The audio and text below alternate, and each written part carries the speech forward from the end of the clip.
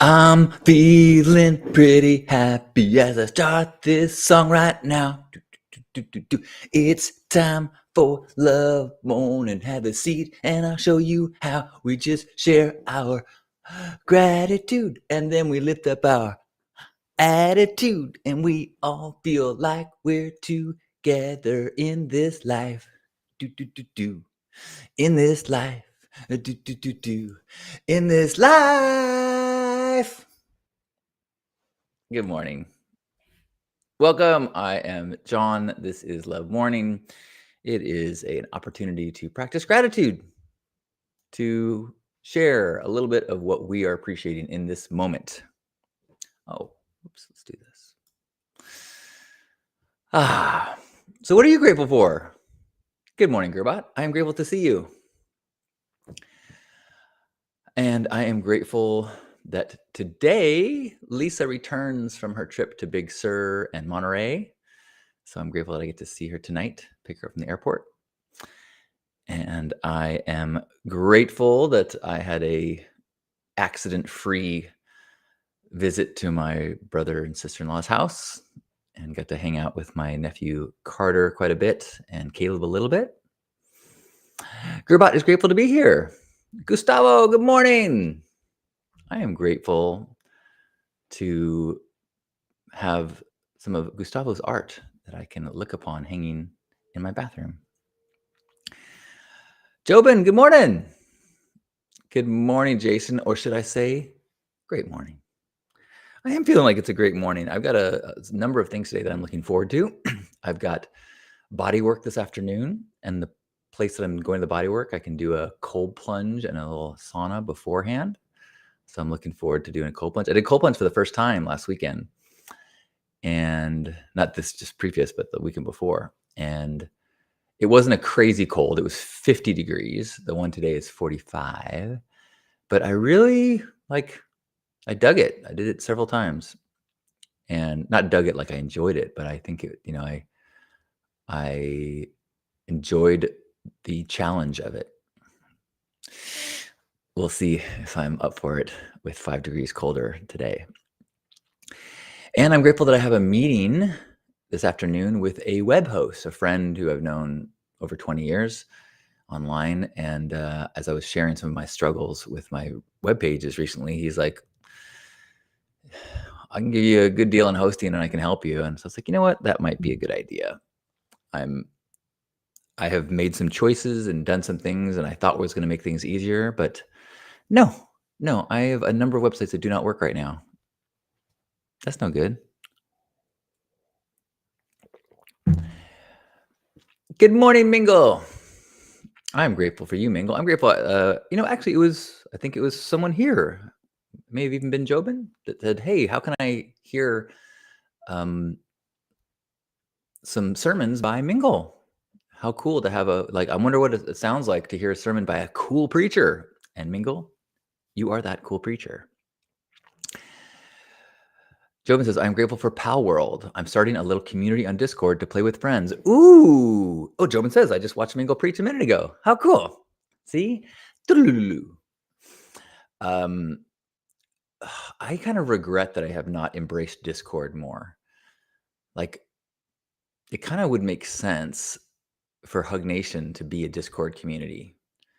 Because instead of trying to use YouTube and Facebook, and a lot of people don't like Facebook, and what if we had a Discord community? But I've never really, I've never been invested in a Discord community, so I don't really know the ins and outs of it, and I don't really know how to use it that well. I've joined a few, but never really spent time. So I'm feeling a little regret for my lack of investment in learning how that works. Who else has got something that they're grateful for? I am grateful that I got a call from my brother this morning, did a little walk around the block as he told me about his experience seeing U2 live in Vegas this weekend and the Sphere.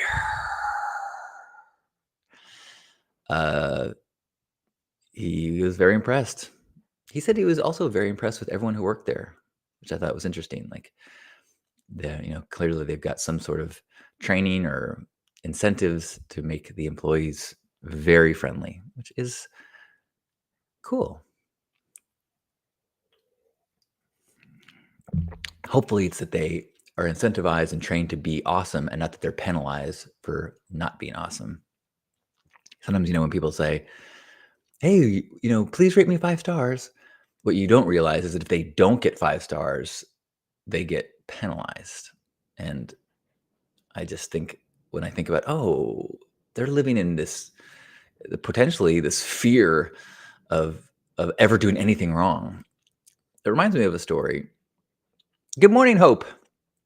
Not really a story. It's a I guess a story, a reality. I had a client that I worked with for a while that was a emergency room doctor, and he told me about this just crazy system where hospitals get these ratings, and it's some of it is based on surveys that people put in, and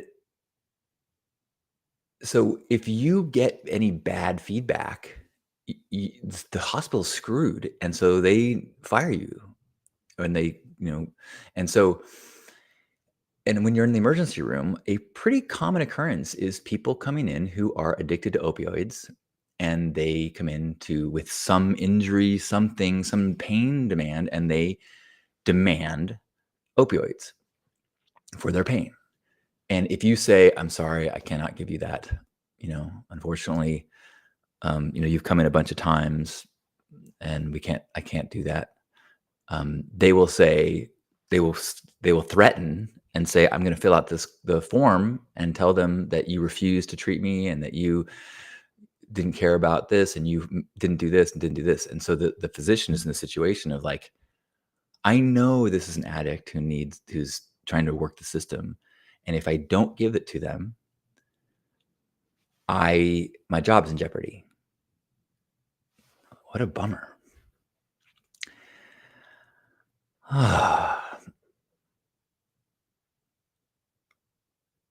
Good morning, Sean. Sean says, "I like to get my body really hot, then slowly go into the cold pool and stay in as long as I can with my eyes closed." Sean is grateful for a new job and 2 offers for arts installations, one in New Mexico and one in Oregon. That's fantastic. Sweet. Whoa, Gustavo said, "After 30 years, I got to see Porno for Pyros live last night. Fun show." How interesting. I wonder, like, what makes them tour as Porno for Pyros versus Jane's? Is it the lineup? I believe I've seen Porno for Pyros once and Jane's Addiction, like 5 times. Jane's is my favorite band for a very long time. Good stuff. Where was that, and was it fun? Um, it's funny, I met Dave Navarro before the AVN Awards. My date was nominated for Best Director, and so she knew all sorts of people, and we were backstage, and I got to meet Dave Navarro and Jesse Jane. That was his date, and I totally forgot until I saw a picture years later. I'm like, "Oh my gosh!" Like when people say, when the people talk about memory and they meet me and I forget, I don't remember meeting them. And they go, "Well, if it was important, if it meant anything, you would have remembered meeting me." And I'm like, I don't remember meeting Dave Navarro, and he's like one of my heroes. So it's not, my memory is not based on value.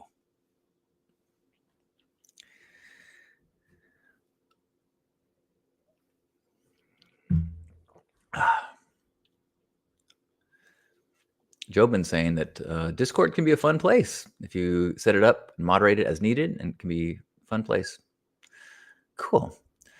I guess I just need to invest some time to see what they're like. The only one I regularly use Discord, but I use it for Midjourney, and it's a workaround. There's a bot in Midjourney that will create art with you. I'm not even sure if you still need to do that, but that's how initially Midjourney, the AI art app, you ran it through a Discord server. So I use a Discord server app, or like a messaging app to get AI art. I've been using the Bing image a lot more lately. I know that you can do more with Midjourney, but you also have to learn more. And I'm not a, I'm not a very good student, apparently. I like to fiddle with things, and Midjourney requires learning. So I've been trying to I started by making album art ideas for a friend last week, and then I upgraded my Bing, so you can do it free, and then you can upgrade and get some like better quality and more per day.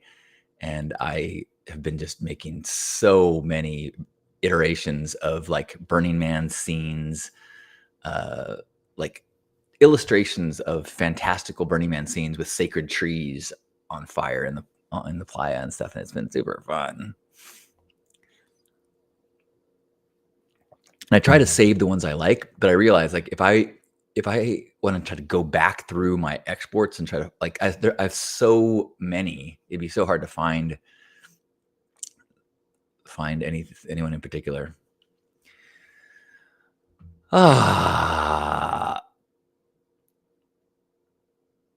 Anyone else have any gratitude to share today? It is Monday. Trying to figure out what else I got. Often I should record Stay Sparked on Monday, but this week we're going to record on Wednesday. Last week's was about, it was about integration. Really good.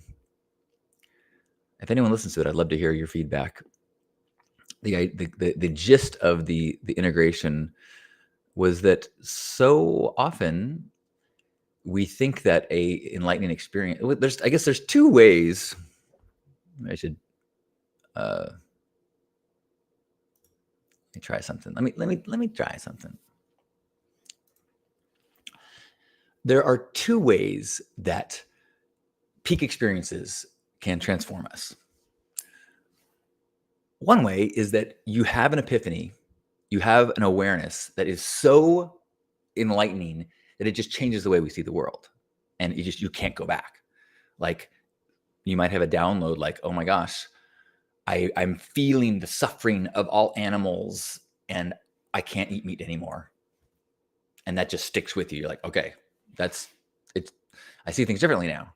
Or you see someone in your family that you've had bitterness towards, and then you can have a sense of all the ways that they are just a victim of their own trauma and they're doing the best they can. And you have so much similarities and you need to forgive them. And you're just like, ta-da, okay, this is now, it's going to be different. I see them differently now. But there's a whole bunch of other peak experiences, epiphanies that need to be integrated. And when I say peak experiences, those could be from psychedelics. Those could be visiting a transformational festival. You go to Burning Man. You could, it could be in therapy. You could have some like aha type moment. But if you do not focus on some sort of integration practice, there's a good chance that you will not retain all the growth and all the wisdom from that. That has been my experience. Like if I look at my psychedelic experiences from 20 years ago, I did not have any sort of integration practice. And while it did help me, it would have been so much more profound if I would have go, okay, now I need to do these practices. Now I need to integrate these kind of changes so that I can act in a way in the world that is in alignment with that shift that I just had. Because otherwise, the world kind of keeps pushing you back, and the default attitudes and the default practices start to soften the memories, soften the epiphanies, and you go into that process of remembering and forgetting, which is the spiritual path. Nothing wrong with that. But to really get the maximum benefit of all the tough inner work that one does, you have to have an integration practice. This daily practice is an integration practice. This actually began as a awareness that came through during a psychedelic experience, during an ayahuasca ceremony, of like, you need to inject more love into the world. And so in the process of sitting with this awareness that the medicine gave me, I said, okay, I'm going to do this every day. Every day at 9:00, I'm going to go online and I'm going to love. And that has evolved in different ways, but this is an integration practice. So if you're like, I don't know what that means, this is it. We're doing it. And do not underestimate the value of practice, so that the big steps you take can become a part of your foundation, and the next steps you can keep growing. You're going to slide back no matter what, but integration is how you make lasting change so that you can become who you are.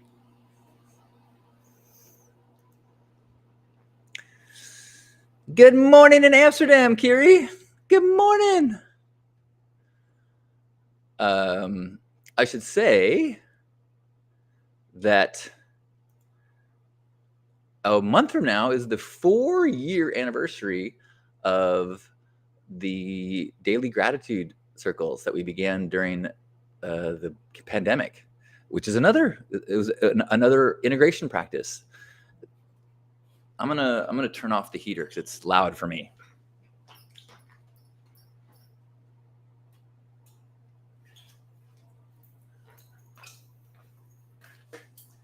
Loud and warm, which is normally a good thing, but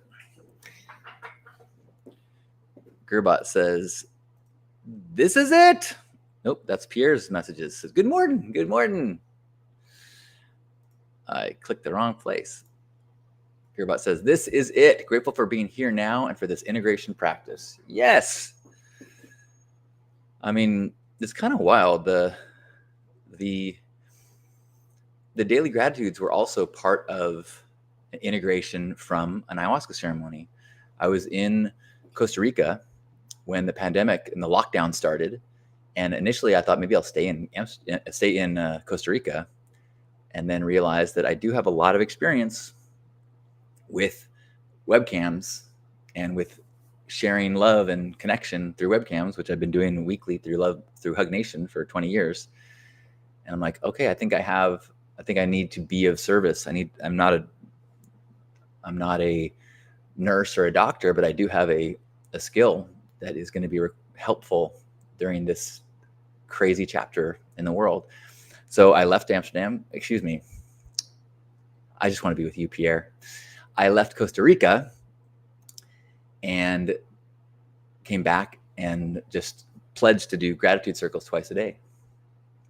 And those continue. And we celebrate 4 years of daily gratitude on March 17th. So if you would like to join our fiesta on March 17th, we'll be in Zoom and having gratitude circles and other celebrations of connection.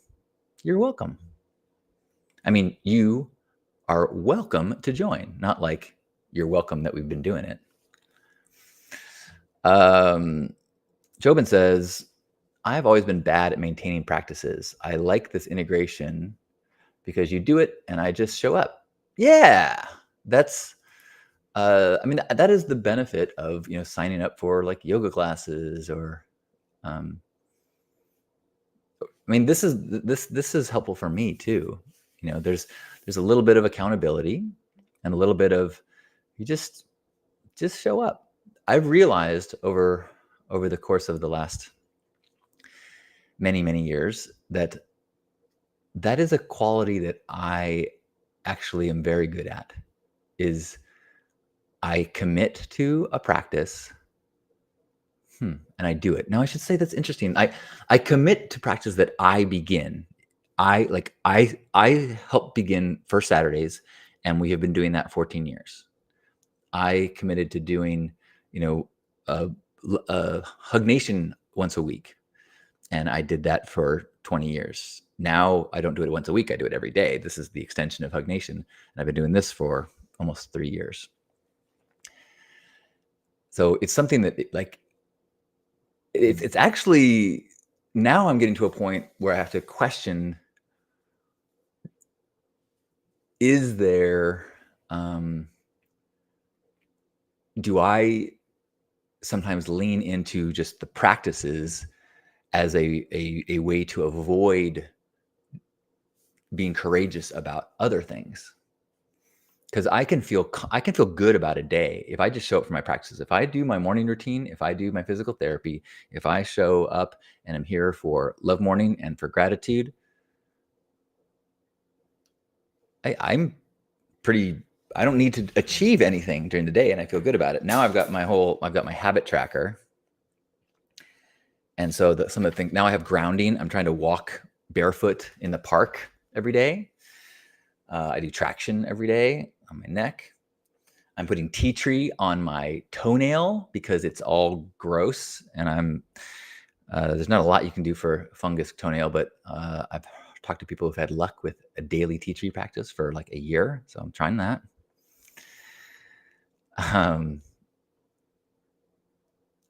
Gustavo says, I'm grateful to meet you at Utopia, although I was expecting more pink. I'll admit, I sometimes overpromise my pink. It's true. Look at me now. I've got some pink lights on. See, I'm doing my best.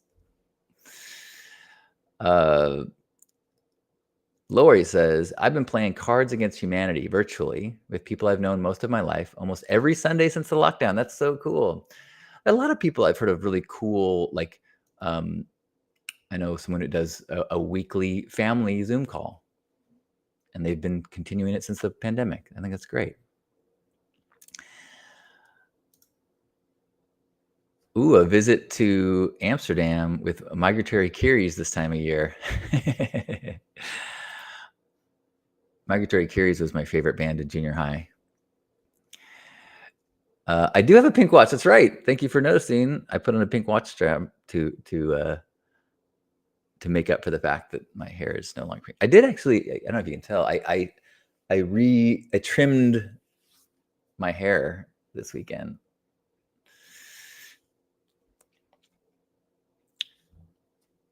I'm not trying to grow it out right now, so it's not going to be pink for a while. Thank you, Gustavo.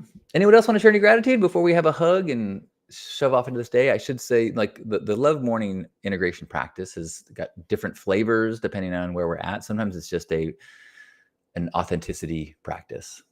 I had a friend of mine invited me to ice cream last night, and I'm like, heck yeah. And so we went to Stella Jean's, this great like gourmet ice cream place down the block. And we were talking about being transparent in our lives. And I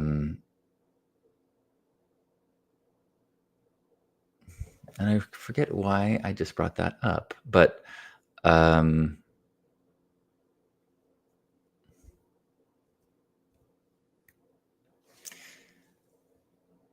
guess I don't remember why I was talking that.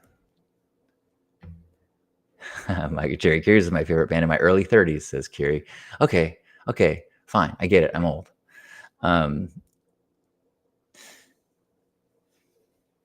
Oh, wait. No, you're in your early 30s now. I get the joke you're making. Sorry, I did not get the joke initially. It's early for me. Good morning, Gracie. I think, Gracie, you posted yesterday about some bands you're listening to. One of them was Mowgli. And I popped it in my Pandora and realized, oh, I listen to Mowgli all the time. They're a regular on the Bonobo station that I listen to on Pandora. That's kind of my standard background music / casual lovemaking station. Kiri says, I'm grateful today for a wonderful conversation I had with my friend about the logistics of moving to Amsterdam. What? I feel very supported by so many people and empowered to make moves. That's awesome.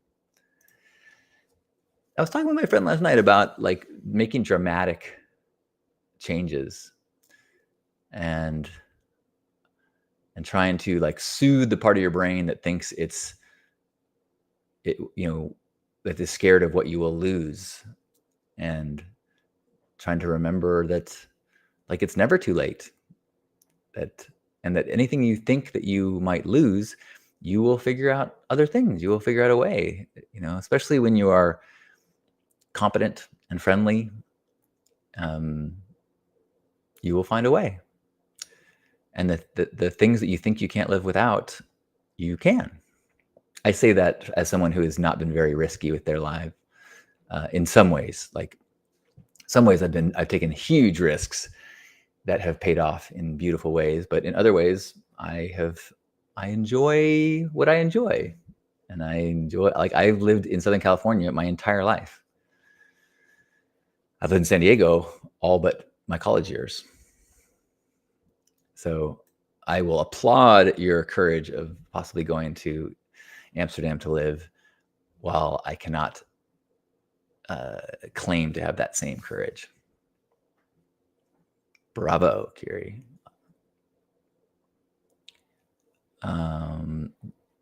Do I feel the love band? I'm not sure what that means. So maybe I don't know them well enough, if that's a reference. Gracie says, I'm grateful my sister listened to a recent dream I had looking at cake, deciding what to pick, and she delivered my favorite banana cheesecake based on your dream? How thoughtful. That's great. Oh my gosh, that reminds me of my dream last night.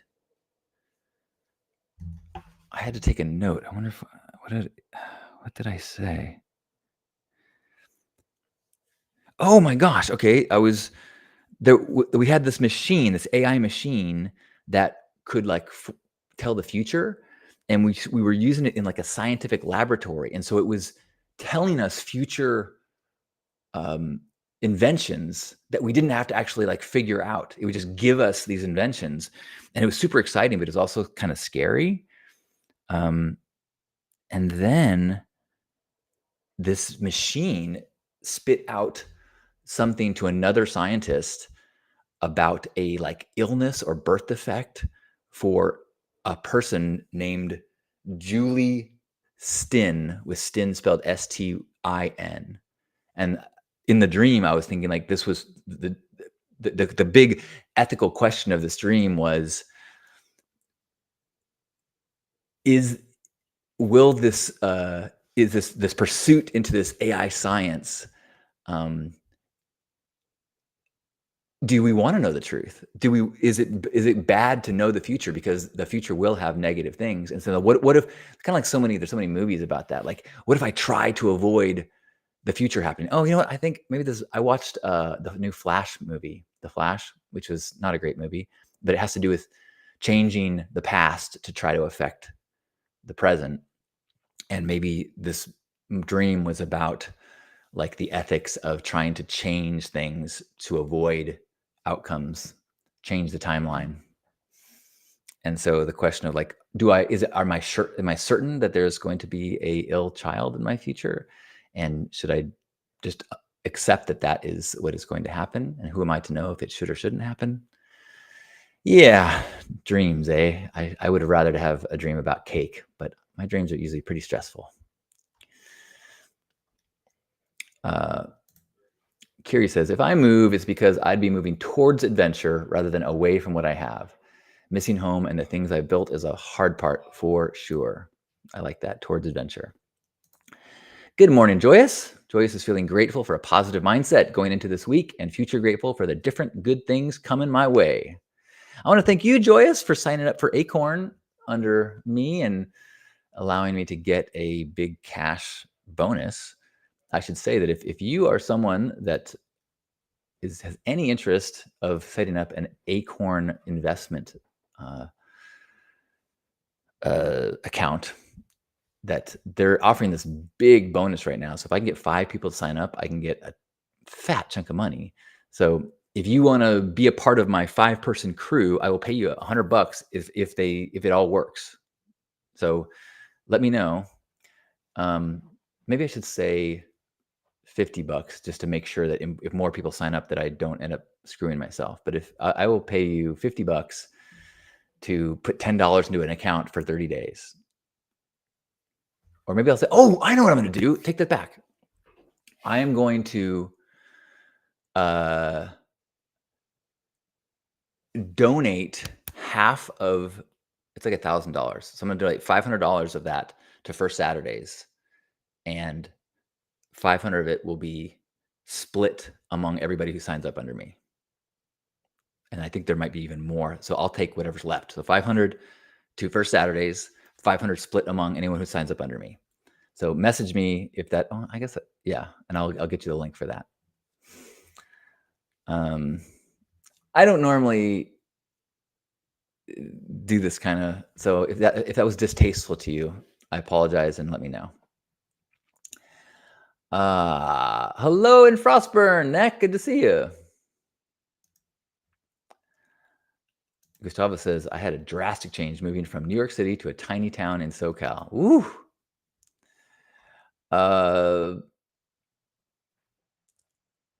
Gracie is saying, I love dreaming. Sad that most people don't dream. Pay attention. Glad you recall. Dreams are so interesting.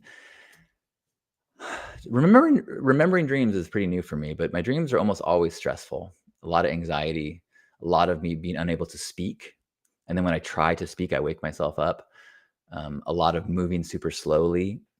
I can't. I'm trying to do things and I can't do it. It's hard. Oh, Pierre says that's similar to a movie you watched last night. Maybe we're on the same timeline. Gerbot says, I'm grateful for dreams. I am a dreamer. I love dreaming. I haven't had it in the last few weeks, but in the last kind of 6 months, I've had a number of lucid dreams where I become aware that I'm dreaming, and then I can, do things in the dream consciously. Like, oh, I'm dreaming. I'm going to try to fly. Although usually if I try to fly, it wakes me up. But I did have a dream in the last 6 months where I was able to fly and stayed asleep for it. It was pretty fucking awesome. All right. Well, we have passed 30 minutes. That's a solid amount of gratitude and love morning, a solid integration practice. Remembering that part of this practice is just to remember, like, okay, I get a full day ahead of me to be the person I want to be. So let's see if I can be more friendly, more kind, more connecting, be a good listener, speak my truth, pause before I react. And when I do react, try not to do so in some old pattern. See if I can go, okay, let me pause long enough to respond in the way that the person that I want to be would respond. That is freedom. That is the benefit of integration, is that you can loosen the hold of old patterns and start to choose the way that you do things as you move forward. Oh, Gracie says, I love you can wake yourself up. Tell God, let's try again. That was unacceptable. Oh, interesting. Do over. I love you too. Joy is saying, this is the support I need on this part of my journey. How wonderful. Well, that's wonderful me to hear. As you know, yesterday I was kind of like, I wonder if I should be doing something different. So it is nice to know that this is a helpful practice for people, because it is for me. Much love and hugs to you, Gustavo, and to everyone. Let's do this. Let's share a hug and go. Wherever you are, give yourself a big squeeze. Appreciate this body. I'm so appreciative of the pain-free week I've had.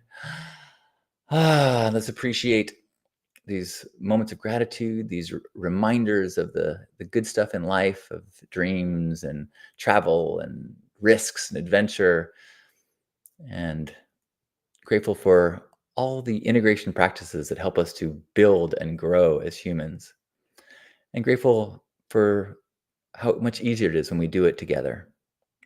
So let's take a deep breath in and squeeze.